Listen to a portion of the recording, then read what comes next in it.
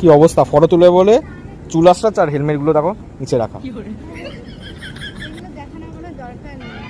আমি আমার বয়ফ্রেন্ডের সাথে ঘুরে বেড়াই, তা নিয়ে কত মানুষের কত মাথা ব্যথা। বুঝি না, আমি তো তাদের হাজব্যান্ডকে নিয়ে ঘুরছি না। যাই হোক, সেদিনকে চলে গেছিলাম আমি আর আমারও এয়ারক্রাফট মিউজিয়ামে। তো আমাদের যেতে যেতে একটু সন্ধ্যায় নেমে গেছিলো, কারণ আমরা তার আগে অন্য অন্য জায়গায় ঢু মেরে বেড়াচ্ছিলাম। আর যখন একটু ফটো তুলবো বলে ঠিক করলাম, আমাকেই উল্টে ক্যামেরাম্যান বানিয়ে দিচ্ছে। আর কি সুন্দর মন ভালানো কথা বলছে দেখো। কিন্তু আমি তোমার ক্যামেরাম্যান বাম্মাম। হ্যাঁ, Oh my God.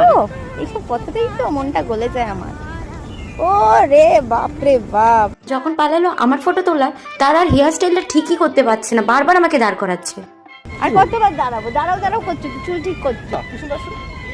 আমরা ছেলেরা যেখানেই দাঁড়াবে আগে নিজে চুল দাড়ি ঠিক করবে, আর আবার মেয়েদের বলবে মেকআপ করে। তারপর দুজনে মিলে একটা সুন্দর মুহূর্ত কাটালাম, অনেক গল্প করলাম, আড্ডা করলাম, হাসি মজা করতে করতে ও আমার ব্যাগটা ক্যারি করে আমার হাতে দিল। তারপরে চলো আমরা বাড়ি যাই, আর তোমরা আমাদের ভিডিওটা দেখতে থাকো। চলো, টাটা।